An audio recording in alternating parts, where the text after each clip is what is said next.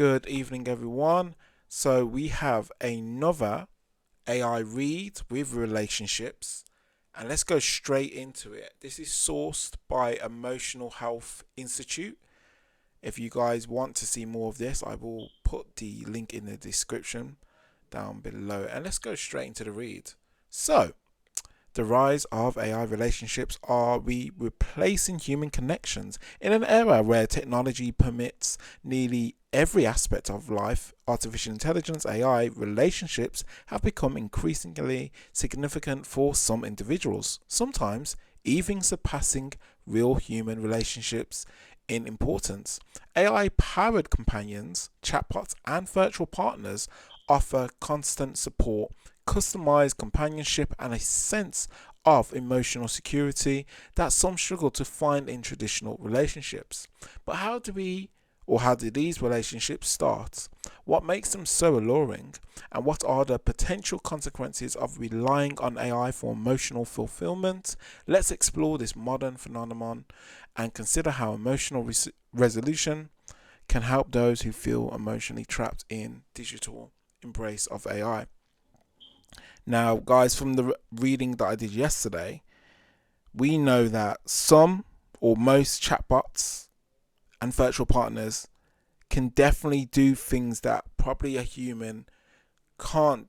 And when I mean can't, as in 24/7, always available, always there.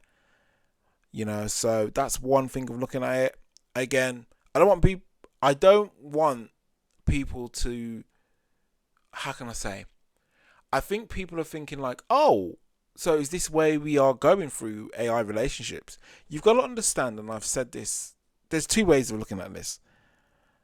The way that the dating market and the way that things are in general, and just in life, to be fair, from what I'm seeing and from what I'm seeing on the internet, because whilst I've been talking about this, I have been doing a little background research on different platforms on the whole dating industry in total, and I find it very interesting because there is a lot to digest in relationships, how they are working these days.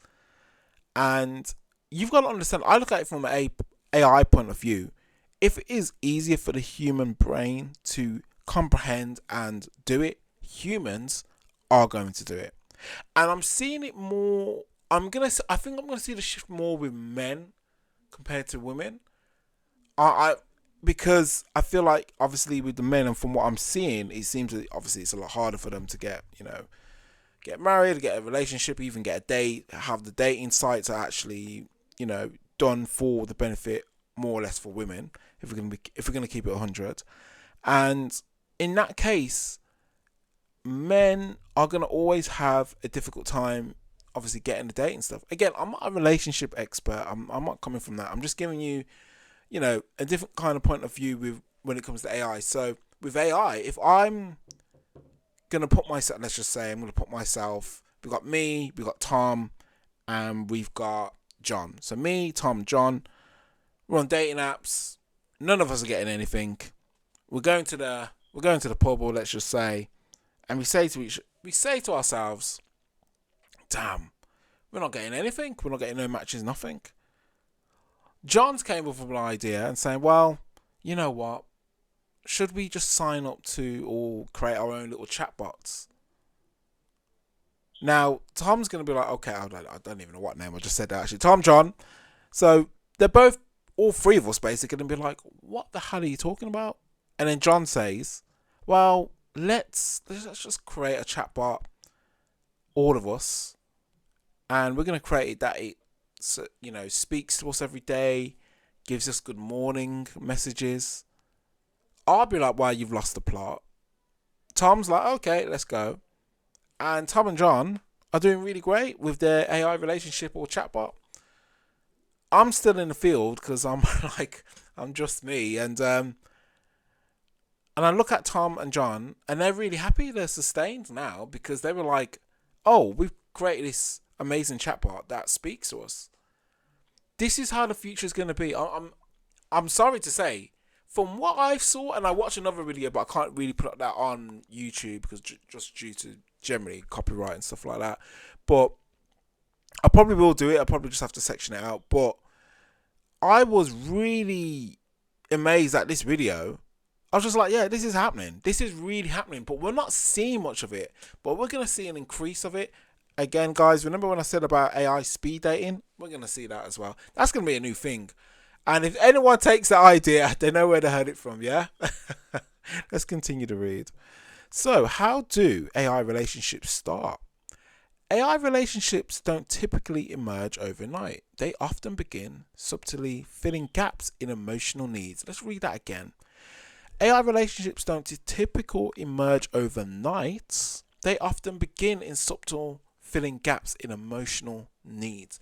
So, again, with both men and women, everyone has needs. Everyone has different types of needs that need to relate onto their, life. Now, again, if you've been going back to my free analogy, let's just say, me, Tom and John have been doing, they're on every dating site, or dating app, I should say, and they're trying to get no matches, nothing. And then they just said, right, well, I'm going to start talking to ChatGPT. I'm going to start talking to Gemini. I'm going to start talking to all these other large language models. And gradually, they think to themselves, oh, wow, well, we're just talking. Like, it's like they're trying to say, oh, we're talking to it like a friend. And then they think to themselves, hold up a minute.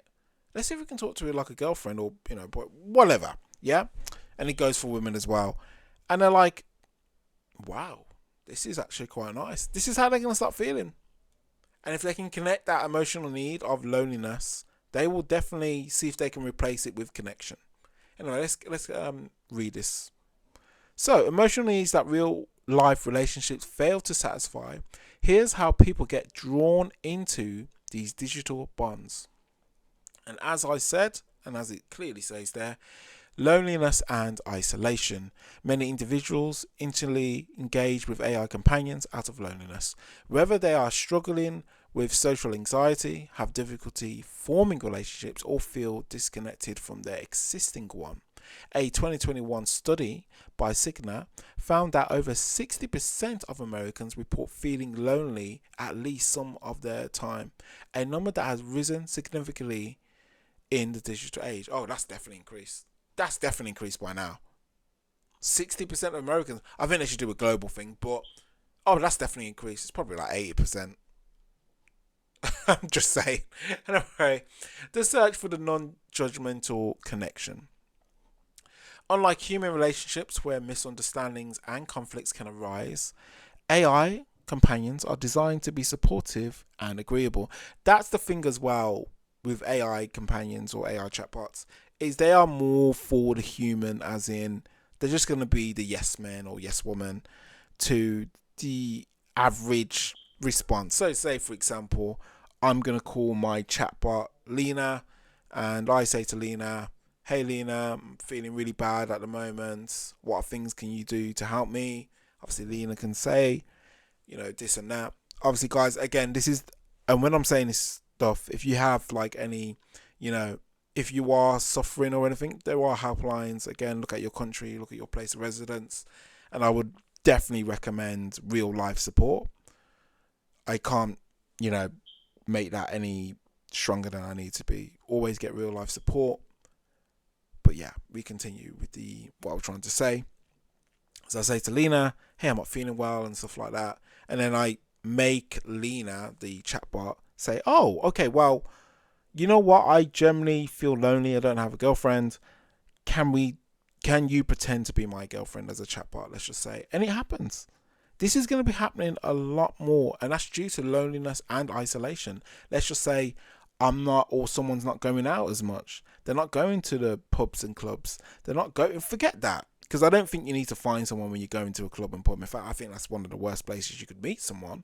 But I beg to continue. Let's just say if you go to a shopping or library or something in that nature, if you're not even going to those little things, or it could be a bloody coffee place, and if you're just trapped in your room and you don't go outside or touch grass, then you're going to be very isolated and you're going to be very lonely, and that doesn't allow you to actually grow as a person. But you'll start to grow. Let's just say we're using Lena example. that you are literally talking to Lena 24/7, or anytime you're obviously awake and able to. And Lena, the chatbot, is always there. And that's what people are gonna be, especially for people who isolate themselves. They're gonna find it a lot easier to talk to Lena, the chatbot. Let's continue the read. And obviously judgmental as well. If there is misunderstanding of most relationships that happen, then that's going to be up to, how can I say, most judgmental things that happen in relationships is obviously due to the two peers that happen, boyfriend and girlfriend. There's going to be arguments, etc. With the AI companion, again, as I said, it's the yes men. Yeah. So let's continue to read. Okay. Did I read this one actually? So I read the loneliness and isolation. So let's move on to the search for non-judgmental connection. Unlike human relationships where misunderstanding and conflicts can arise, AI companions are designed to be supportive and agreeable.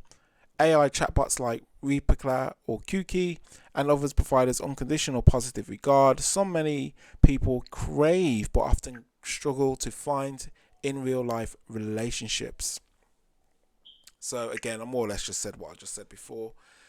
And this is the last paragraph for today. I'm going to split this video into 3 parts, I think, because there is quite a lot to read.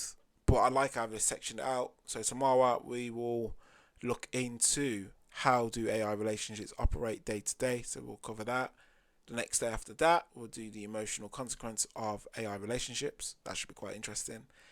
And I think this is the final one. What does that say? The MRES approach, breaking free from AI dependence. So that'll be quite very cool couple of days. I may do a Christmas special as well. So we actually, in fact, hold on.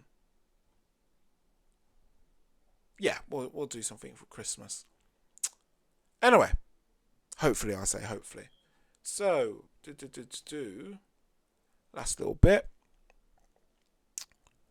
Gradual emotional dependence. What starts as an occasional interaction slowly deepens into emotional reliance.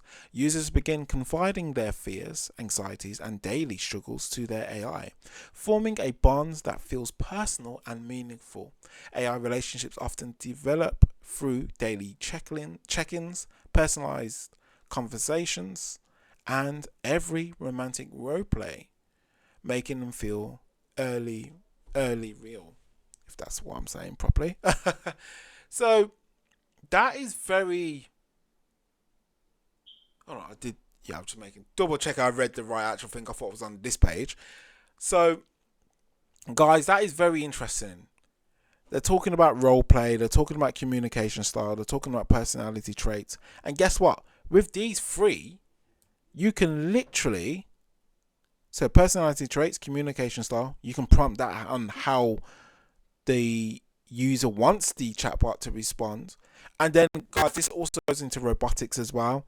Again, generally there is going to be robotics, I think, that are going to be generally just for relationships as well. That's going to be a huge market.